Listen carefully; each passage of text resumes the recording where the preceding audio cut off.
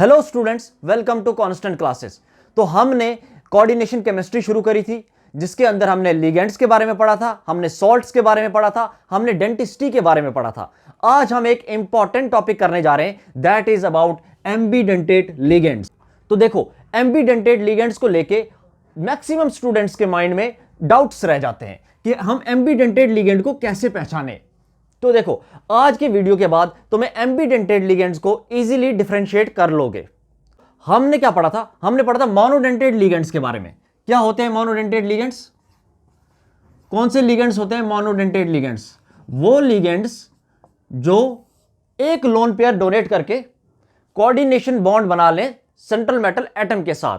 तो वो लिगेंड्स जो एक लोन पेयर डोनेट करें मेटल के साथ और क्या बनाए? Coordinate bond. ये क्या होते हैं? Monodentate ligands. और इनकी डेंटिसिटी क्या होती है? इनकी डेंटिसिटी होती है 1। तो सिमिलरली तो एम्बीडेंटेट लिगेंड्स क्या होते हैं? एम्बीडेंटेट लिगेंड्स क्या होते हैं? ये भी एक ही लोन पेयर डोनेट करते हैं मेटल को और एक ही कोऑर्डिनेट बॉन्ड बनाते हैं।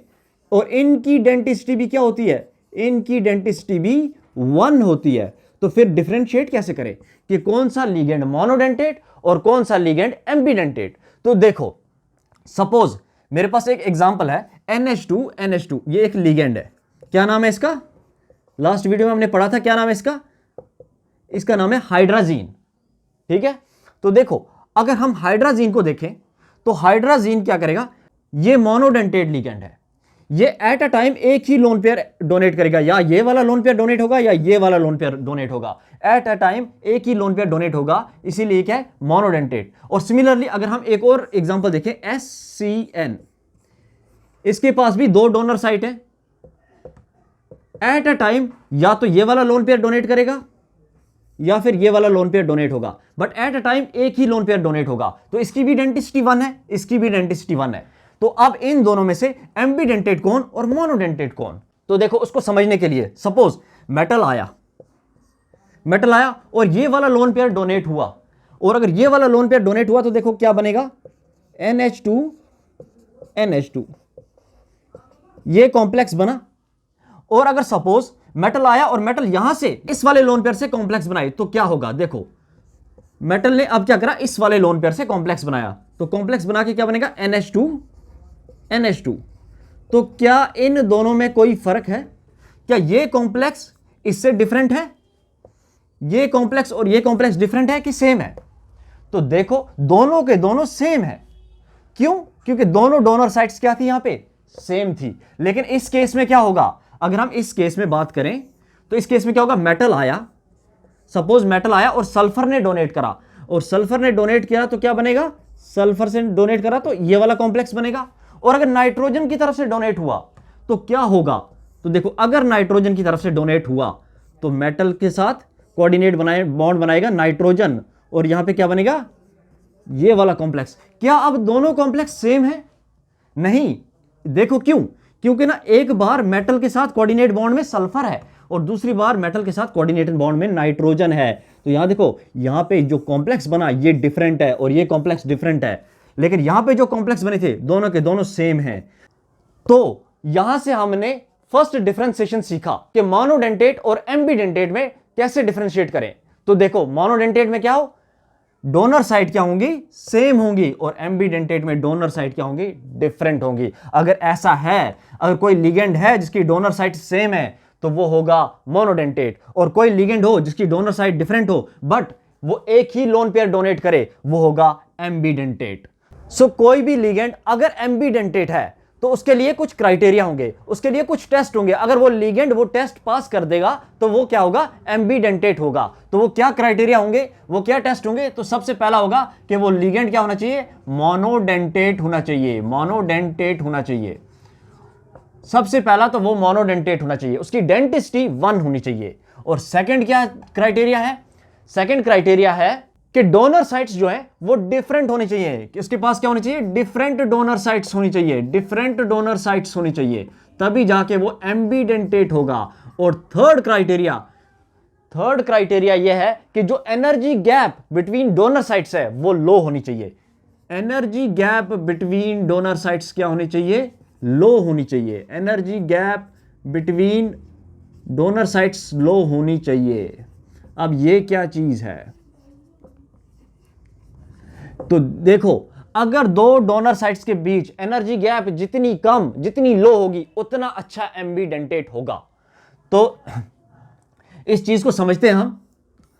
सपोज हमारे पास क्या है, SCN, हमारे पास NO2 है और हमारे पास CN है। सबके पास देखो सारे के सारे मोनोडेंटेट, हां जी बिल्कुल। क्यों? या तो सल्फर से डोनेट करेगा या नाइट्रोजन से, लेकिन डेंटिसिटी इसकी भी क्या है, 1 है। NO2 या तो नाइट्रोजन से डोनेट करेगा या फिर ONO ऑक्सीजन से डोनेट करेगा ये, तो इसकी भी डेंटिसिटी क्या है, 1 है। CN को देखे, या तो कार्बन से डोनेट करेगा ये लोन पेयर, डेंटिसिटी इसकी भी क्या है, 1 है, या फिर क्या करेगा, नाइट्रोजन से डोनेट करेगा। एट अ टाइम किसी एक से डोनेट करेगा। और यहां पे देखो donor atom different, donor atom यहां पे क्या है, डिफरेंट है, यहां पे भी डोनर एटम क्या है, डिफरेंट है, यहां पे भी डोनर एटम क्या है, डिफरेंट है। लेकिन इन सब में से सबसे बढ़िया एम्बीडेंटेट लिगेंड कौन सा है? तो देखो कैसे पहचाने। फर्स्ट क्राइटेरिया मोनोडेंटेट, हां जी बिल्कुल है, सारे के सारे मोनोडेंटेट है। सेकंड क्राइटेरिया डिफरेंट साइट्स, बिल्कुल तीनों के पास डिफरेंट साइट्स है और तीनों के तीनों एम्बीडेंटेट है। लेकिन सबसे बढ़िया एम्बीडेंटेट कौन सा है? तो उसके लिए हमें क्या करना पड़ेगा, एनर्जी गैप का सहारा लेना पड़ेगा। कि एनर्जी गैप देखो, जिनके बीच एनर्जी गैप लो है वो क्या है, सबसे बढ़िया एम्बीडेंटेट लिगेंड है।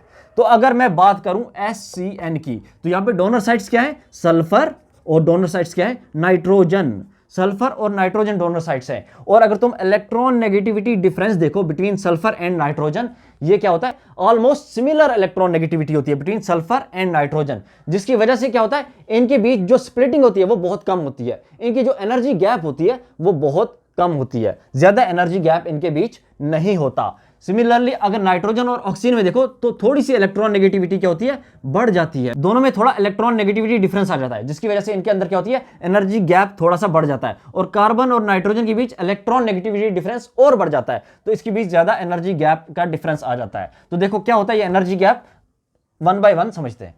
Energy gap between donor atoms, हमारे पास क्या क्या थे, SCN, NO2 और CN था।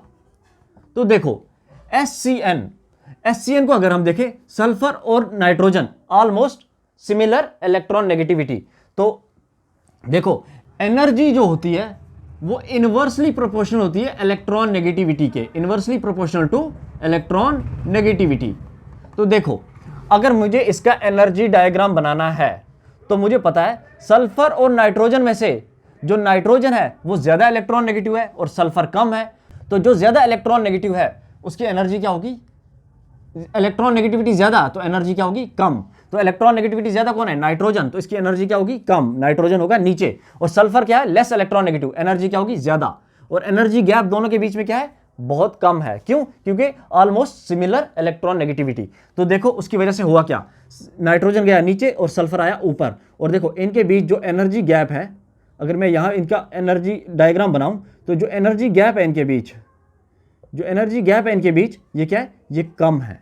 एनर्जी गैप इनके बीच क्या है, कम है। इसी वजह से जब मेटल आता है तो सल्फर क्या करता है, सल्फर भी इजीली डोनेट कर लेता है और नाइट्रोजन भी इजीली डोनेट कर पाता है।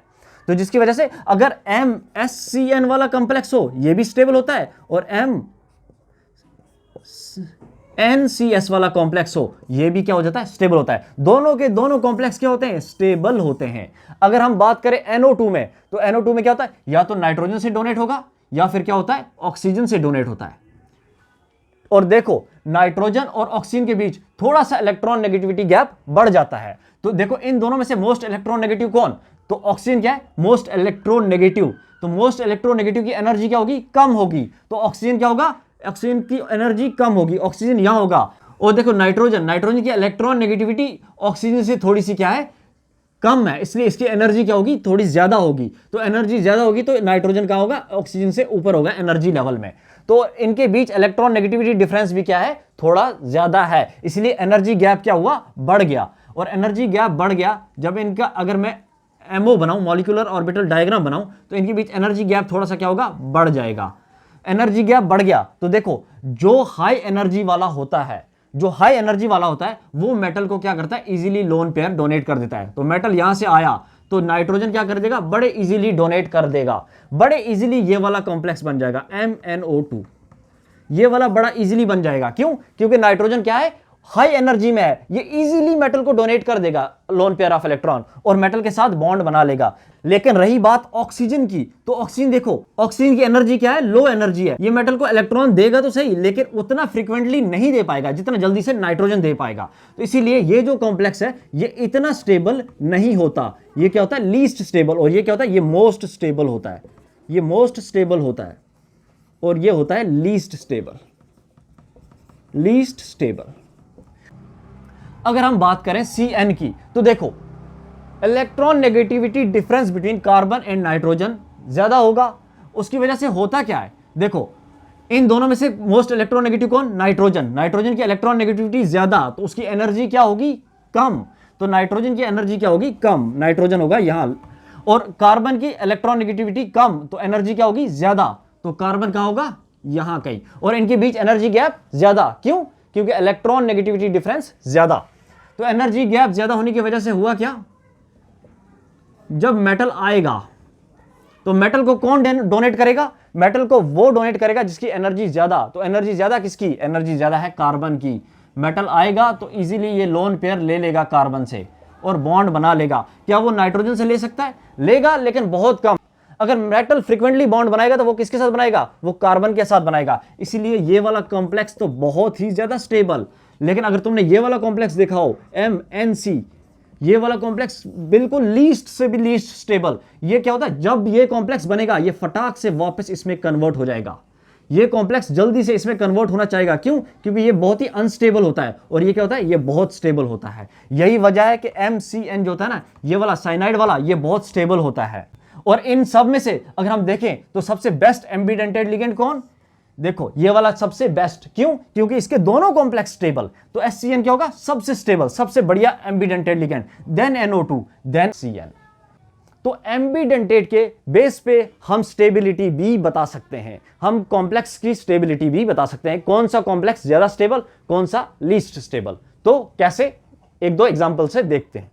तो एम्बिडेंटेड लिगेंड से हम स्टेबिलिटी ऑफ कॉम्प्लेक्स भी बता सकते हैं। तो देखो एम्बिडेंटेड लिगेंड ने हमें क्या क्या सिखाया। अगर मेरे पास कॉम्प्लेक्स है जो MsCN है, एक कॉम्प्लेक्स, और दूसरा कॉम्प्लेक्स है MnCS, ठीक है, और ये वाला कॉम्प्लेक्स भी स्टेबल है और ये वाला कॉम्प्लेक्स भी क्या है, स्टेबल है, दोनों के दोनों स्टेबल है। क्या ये इसमें कन्वर्ट होना चाहेगा, ये भी स्टेबल है और ये वाला भी स्टेबल है,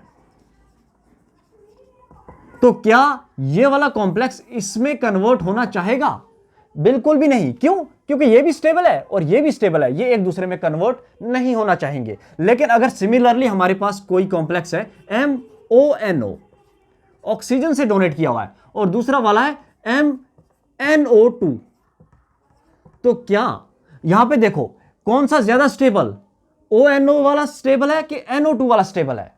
तो हमने अभी थोड़ी देर पहले ही देखा था कि डोनर साइट्स कौन सी इजीली डोनेट कर रहा था, कौन सी साइट इजीली डोनेट कर रही थी, नाइट्रोजन वाली साइट क्या कर रही थी, इजीली डोनेट कर रही थी। क्यों, क्योंकि उसकी इलेक्ट्रॉन नेगेटिविटी ऑक्सीजन से कम है और एनर्जी हाई है, इसीलिए ये क्या कर रहा है, इजीली डोनेट कर रहा था मेटल को, और ये क्या हो रहा था, स्टेबल हो रहा था। अगर ये वाला स्टेबल था तो ये क्या था, ये लीस्ट स्टेबल था, क्योंकि इनके बीच एनर्जी गैप क्या था, हाई था। तो क्या ये ONO वाला NO2 में कन्वर्ट होना चाहेगा, हाँ जी बिल्कुल। क्यों, क्योंकि लीस्ट स्टेबल चाहता है कि वो मोर स्टेबल हो जाए, तो ये इजीली इसमें कन्वर्ट हो जाएगा। अगर थोड़ा सा कैटलिस्ट या थोड़ा सा कहीं टेम्परेचर वगैरह हमने थोड़ा सा भी, अगर कोई कैटलिस्ट या कोई टेम्परेचर हमने दे दिया, तो ये फटाक से क्या हो जाएगा, इस स्टेबल कॉम्प्लेक्स में कन्वर्ट होना चाहेगा। और अगर सिमिलरली हम बात करें, हमारे पास एक कॉम्प्लेक्स अगर हो MCN वाला और दूसरा हो MnC वाला, इनमें से स्टेबल कौन, स्टेबल कौन, कार्बन वाला क्या है, मोस्ट स्टेबल, मोस्ट स्टेबल। और ये जो है नाइट्रोजन डोनर साइट, ये क्या होता है, ये बहुत ही अनस्टेबल, वेरी वेरी अनस्टेबल होता है। तो क्या होगा, ये अगर हल्का सा भी कुछ इसको कैटलिस्ट या टेम्परेचर मिल जाए तो मोस्ट स्टेबल में कन्वर्ट होना चाहेगा। तो देखो एम्बिडेंटेड के बेस पे एक क्वेश्चन है, तो उसका हम आंसर फाइंड आउट करने की कोशिश करते हैं on the basis of ambidentate. तो एम्बिडेंटेड के कॉन्सेप्ट के ऊपर ये क्वेश्चन है और हमें इसका आंसर बताना है। तो देखो क्वेश्चन क्या बता रहा है, क्वेश्चन कह रहा है कि MsCN से MnCS में जाना है, ठीक है, ये क्या है, कुछ चार्ज है, कुछ चार्ज है, और सिमिलरली MONO से NO2 में जा रहे हैं और MnC से MCN में जा रहे हैं। तो देखो इसका रेट इक्विलिब्रियम क्या है, K1 है, इसका रेट कांस्टेंट क्या है, K2 है, और इसका रेट कांस्टेंट K3 है। तो देखो क्या MsCN से NCS में जाएगा, क्या ये इसमें कन्वर्ट होना चाहेगा, अगर होना चाहेगा तो कितना जल्दी। तो देखो हमने अभी थोड़ी देर पहले देखा था, ये क्या है, ये स्टेबल है और ये भी स्टेबल है, तो क्या ये एक दूसरे में कन्वर्ट होना चाहेंगे, जी नहीं, बहुत ही लीस्ट। तो K1 क्या होगा, K1 सबसे कम होगा, K1 क्या होगा, वेरी स्लो होगा, ये फास्ट नहीं होगा। क्यों, क्योंकि दोनों कॉम्प्लेक्स स्टेबल है, ये भी स्टेबल, ये भी स्टेबल, एक दूसरे में कन्वर्ट नहीं होना चाहिए। और अगर हम देखें MONO और MNO2, तो देखो ONO ये क्या था, ये लीस्ट स्टेबल था, ये लीस्ट स्टेबल था, लेकिन ये देखो ये स्टेबल है। तो क्या लीस्ट स्टेबल स्टेबल में जाना चाहेगा, हां जी बिल्कुल, ये एकदम से जाना चाहेगा। तो K1 से बड़ा क्या होगा, K2 क्या होगा, बड़ा होगा, ये जाना चाहेगा K2 में। तो ये जो इक्विलिब्रियम कांस्टेंट है, ये K2 जो है K1 से क्या होगा, बड़ा होगा। लेकिन अगर हम K3 में देखें तो ये देखो NC क्या है, ये देखो नाइट्रोजन डोनर साइट, ये तो वेरी वेरी लेस स्टेबल, बहुत ही लेस स्टेबल। तो ये तो इसको तो बस बहाना चाहिए स्टेबल होने के लिए, इसको तो बस कुछ भी बहाना चाहिए, फटाक से क्या होगा, NC से CN में जाना चाहेगा। तो K3 क्या होगा, K3 सबसे फास्ट होगा, K3 क्या होगा, सबसे फास्ट, वेरी वेरी फास्ट। तो हमारा आंसर क्या हो जाएगा, तो इक्विलिब्रियम कांस्टेंट का हमारा आंसर क्या हो जाएगा, देखो K3 क्या होगा, सबसे fast, then K2, then K1, option C क्या होगा, हमारा करेक्ट आंसर होगा। तो आई होप एम्बीडेंटेड लिगेंड के बारे में तुम्हें सारी जानकारी मिल गई हो, तुम्हारे सारे डाउट्स एम्बीडेंटेड को लेके क्लियर हो गए होंगे। तो अगर वीडियो अच्छा लगा तो वीडियो को लाइक, चैनल को सब्सक्राइब करना ना भूलें।